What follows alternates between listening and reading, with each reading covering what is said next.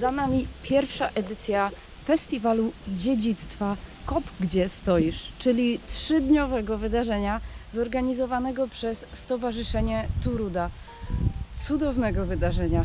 Tak, nagrywam intro na sam koniec, ponieważ było wszystko, były ogromne emocje, były duchy, były nawet nawałnice i to niestety takie ogromne, które jednak nie pokrzyżowały nam planów. Ale to nie wszystko. Przede wszystkim byli znakomici ludzie, znakomici goście i wspaniała atmosfera, która tylko i wyłącznie sprawia, że ja już osobiście nie mogę doczekać się kolejnej edycji tego wydarzenia. Kiedy Stowarzyszenie Turuda ogłosiło pierwszą edycję Festiwalu Dziedzictwa KOP Gdzie Stoisz, wiedziałam, że przede mną cały weekend niezwykłych atrakcji, wzruszeń, ale i zdobywania nowej wiedzy. A właśnie w Rudzie Śląskiej zaczęła się moja życiowa przygoda z eksplorowaniem regionalnej historii, zatem tym większe emocje dochodziły do głosu. Festiwal rozpoczął się w piątek wieczorem od spaceru zatytułowanego Rudzki Gotyk. Pogoda wyjątkowo harmonijnie zgrała się z założeniem, bowiem zapadający majestatycznie jesienny zmierzch połączony z mrzawką godną twórczości Edgara Allana Poego stworzyły unikatowy, lekko mroczny nastrój. Poznaliśmy Rudę od strony demonicznej, ale nadal gościnnej i czarującej. Spotkaliśmy się pod rudzkim piekarokiem, czyli tradycyjnym śląskim piecem do wypieku chleba i kołocza, w dodatku jedynym zachowanym w stanie oryginalnym. Przy uroczym piekaroku wśród familoków czas zaczął płynąć inaczej. Naszym przewodnikiem był niezastąpiony Adam Kowalski ze Stowarzyszenia Turuda. Drugim wydarzeniem wieczoru był koncert Grzegorza Płonki, który zaprezentował również specjalnie przygotowane na tę okazję pieśni z terenu dzisiejszej Rudy Śląskiej. Sobota powitała nas rekordowymi ulewami, które w innych częściach Śląska miały okazać się tragiczne w skutkach. W strugach deszczu wyruszyliśmy na Ultra Higher Show, czyli spacer przodowników. Był to obfitujący w potężne zasoby wiedzy o węglu spacer od domu Karla Gotulli w Rudzie, aż po budynek maszyny wyciągowej szybu Jurand w Orzegowie. W połowie drogi musiałam jednak zawrócić i czym prędzej gnać z powrotem na Rudę. Sobie właśnie wspominam z ekscytacją, że dokładnie takim jeździłam do liceum, wcześniej zresztą do gimnazjum i tak sobie myślę, może i mam już swoje lata, ale nadal mam ich mało. W samo południe pod kościół Matki Boskiej Różańcowej podjechał bowiem wyjątkowy dyliżans, a mianowicie stary dobry Ikarus. Dałoby się jeszcze taki bilet papierowy pokazać. Jesteś tak podekscytowana, że zamiast się siednąć na życie, to godam do siebie i do kamery. Tak się zastanawiam, 20 lat temu jak jeździłam do liceum na przykład z tymi Ikarusami i bym sobie tak pomyślała, że za 20 lat będę godać do siebie i że to będzie normalne, bo tu jest pan z TikToka i też goda do siebie. Węgierski klasyk w barwach PKM Katowice zabrał nas w podróż po najpiękniejszych osiedlach robotniczych na terenie miasta Ruda Śląska. Naszym jedynym, za to wyjątkowym przystankiem był teren rudzkiego szybu Mikołaj, gdzie w podróż w czasie zabrał nas dawny pracownik kopalni Walenty Wawel, pan Marian Porada ze Stowarzyszenia Turuda. Pamiętam moją pierwszą wizytę w maszynowni szybu Mikołaj. O takim zainteresowaniu turystów wtedy zamarzyłam. Ten wyjątkowy zabytek techniki zasługuje na takie zainteresowanie absolutnie każdego dnia. Zespół szybu Mikołaj wpisano do rejestru zabytków w 2014 roku. Jest to przecież element najstarszej kopalni węgla kamiennego w okolicy, który zlokalizowany jest w również najstarszej dzielnicy Rudy Śląskiej, czyli Rudzie. Szyb uruchomiono w 1912 roku. Obszar kopalni znajdował się w posiadaniu rodu Balestremów. I to właśnie po pierworodnym synu hrabiego Walentego, a właściwie Walentina Balestrema, Mikołaju, a właściwie Nikolausie, nazwano nasz szyb. Kopalnia Walenty Wawel powstała z połączenia dwóch mniejszych przedsiębiorstw. W wyniku zmian władz na Górnym Śląsku kopalnia Brandenburg została przemianowana na Wawel, natomiast pobliski Wolfgang przekształcono w Walentego. W końcu w latach 30. XX wieku doszło do połączenia tych dwóch zakładów. W skład ogromnego kompleksu węglowego wchodziła jeszcze koksownia i ciepłownia. Bardzo chciałabym, aby Mikołaj, niemy świadek i jednocześnie świadectwo minionej epoki, stał się centrum kulturowo-rozrywkowym jak Park Tradycji czy wieże KWK Polska.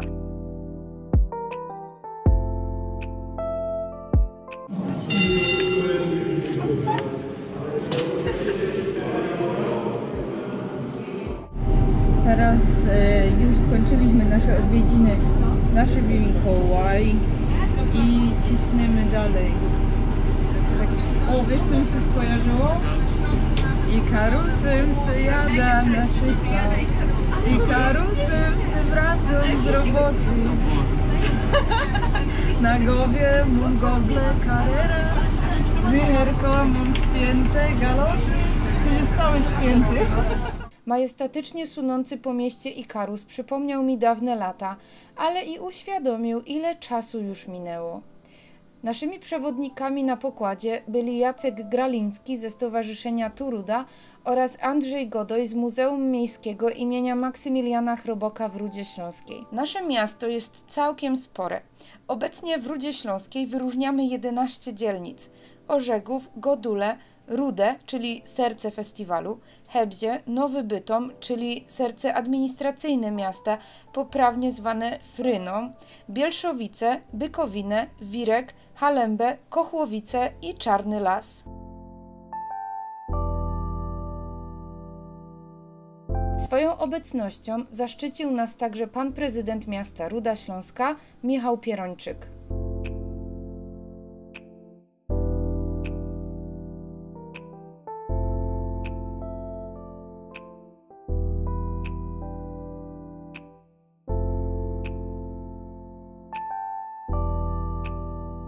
Na rudzkie szlaki wróciłam w niedzielę, pełne zapału i nowej energii. Nie bez znaczenia był fakt, że wreszcie przestało lać, a pogoda zaczęła nas wręcz rozpieszczać. Dzień rozpoczęliśmy na Karmańskim, od spaceru wśród rudzkich familoków, który poprowadził ekspert w tej dziedzinie, Kamil Iwanicki, autor cudownej książki Familoki. Przeszliśmy wzdłuż ulicy Wolności, zahaczając o ulicę Staszica i Mickiewicza, aż do dawnego kiosku mlecznego na rogu ulicy Piastowskiej. Ależ to była uczta! Piękne z architektonicznego punktu widzenia osiedla i kolonie robotnicze były przyjazne dla mieszkańców. Posiadały bowiem zaplecze socjalne w postaci punktów pomocy sanitarnej, szkół, przedszkoli, sklepów, często bibliotek, a także domów wdów dla wdów po zmarłych tragicznie górnikach, najczęściej prowadzonych przez zakonnice. Warto dodać, że z myślą o córkach górników Balestremowie uruchomili w Rudzie Szkołę Gospodarstwa Domowego w 1912 roku. Żal ściska serce, że ogromna część Karmańskiego przeszła już do historii. Dziś w miejscu dawnych familoków biegnie drogowa trasa średnicowa. Warto się zastanowić, czy może dało się inaczej, czy może w przyszłości uda się uniknąć takich sytuacji.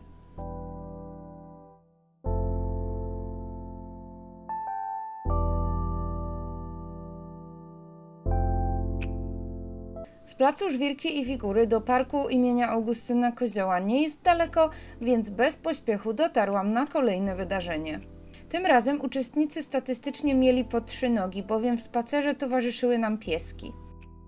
Moi drodzy, warunki pogodowe to się nam naprawdę poprawiły. Za mną zajazd Adria, który też Kamil pokazywał. No, z Kamilem się już pożegnaliśmy na dzisiaj. Naprawdę to był świetny spacer pouczający, a ja schodzę do podziemia, jak tylko opanuję chowanie kluczyków, bo idę do parku imienia Augustyna Kozioła.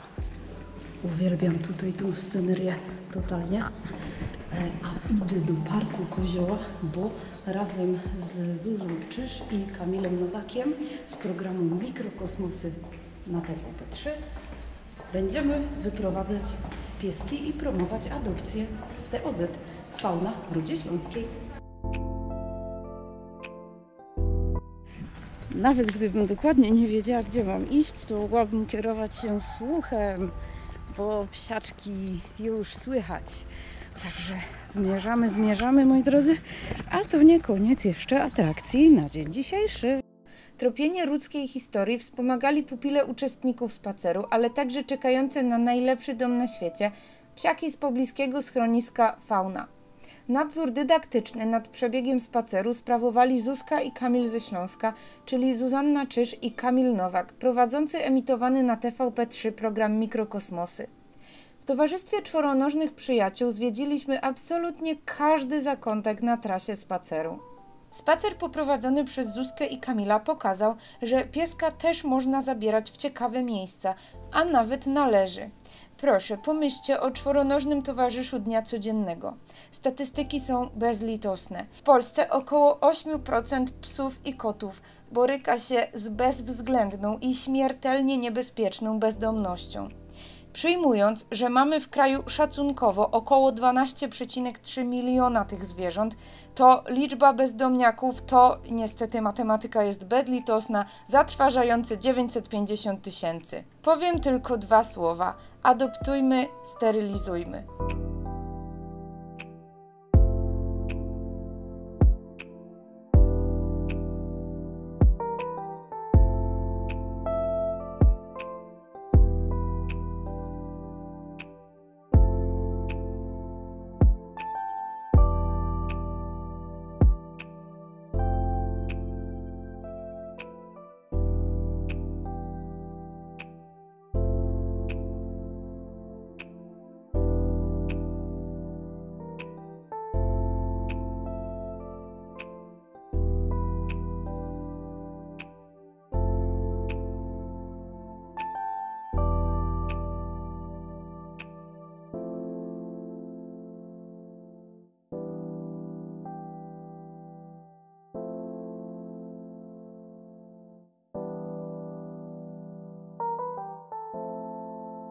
Festiwale rządzą się swoimi prawami. W sobotę musiałam zrezygnować z cudownego spotkania z wybitną rudzianką, panią Joanną Helander, pisarką, tłumaczką, fotografką i reżyserką. Nie mogłam także wziąć udziału w koncercie Tarnowicer Sitzpolka Kapelle. Bardzo żałuję, że nie mogłam uczestniczyć w kolejnym punkcie harmonogramu. Była to wycieczka do przemysłowych zagłębi Europy pod kierunkiem doktora Adama Hajdugi. W ciągu 90 minut uczestnicy wydarzenia poznali europejskie ogniska rewolucji przemysłowej, nogami cały czas stojąc w Rudzie. Bo właśnie w Rudzie znajduje się wiele budynków bliźniaczych do tych z Francji, Belgii, Niemiec czy też Wielkiej Brytanii.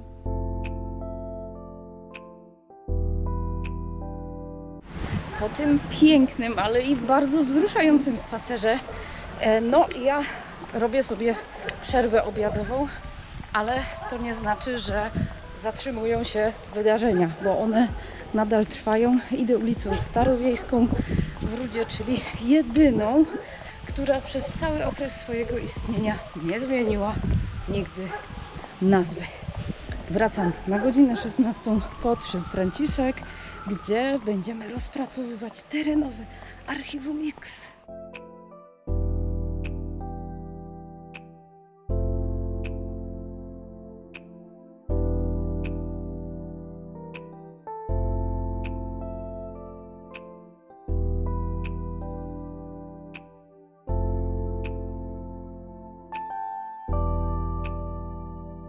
Festiwal zamknęliśmy terenowym archiwum X, które otwarli dla nas pan Krystian Gałuszka, dyrektor Miejskiej Biblioteki Publicznej w Rudzie Śląskiej, oraz pan profesor Zbigniew Kadłubek, wieloletni dyrektor Biblioteki Śląskiej w Katowicach. Musicie wiedzieć, że to nie był zwykły spacer po terenie dawnej kopalni Brandenburg, czyli najstarszej kopalni węgla kamiennego na Górnym Śląsku, bo na spacer można iść zawsze. Za to czytać z terenu niczym z ksiąg to prawdziwa uczta semiotyczna. Nasz rejs przez czas i przestrzeń napędzany falami semiologii zakończył się w wybitnie magicznym miejscu, bo na rudzkim Steinbruchu, czyli kamieniołomie, z którego dawniej wydobywano piaskowiec na potrzeby tworzenia lokalnej zabudowy. Wszystko co dobre szybko się kończy. Niedzielny wieczór zostawił mnie z najwyższej próby uczuciem zachwytu, ale i niepohamowanego apetytu na więcej. Bo Ruda taka jest. Nie pozwala ci się nasycić, wciąż odkrywając przed tobą kolejne sekrety swojej obfitej historii. A jeśli zdecydujesz się ją zgłębiać, to zaufaj mi, najlepiej robić to ze stowarzyszeniem Turuda.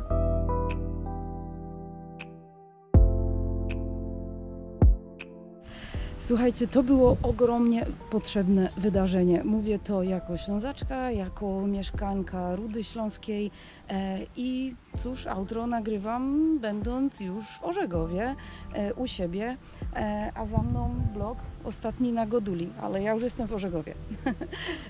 To było wydarzenie absolutnie potrzebne nam jako mieszkańcom i my tak naprawdę jesteśmy paciorkami jednego różańca i to wydarzenie doskonale to pokazywało, bo Orzegów też znalazł się na mapie festiwalu KOP Gdzie Stoisz, chociaż głównie koncentrowaliśmy się wokół największej w Europie gminy górniczej Rudy, z którą ja sąsiaduję, a jesteśmy w obrębie jednego miasta. I to jest niesamowite, nasze miasto jest niesamowite, a przede wszystkim niesamowici są ludzie, którzy z ogromnym sercem zorganizowali tak naprawdę niesłychanie ważne i świetne wydarzenie. Jak widzicie, chociaż jestem wygadana baba, troszkę brakuje mi słów, bo jestem po prostu wzruszona. Dziękuję bardzo za zorganizowanie festiwalu KOP Gdzie Stoisz i nie mogę się doczekać kolejnej edycji.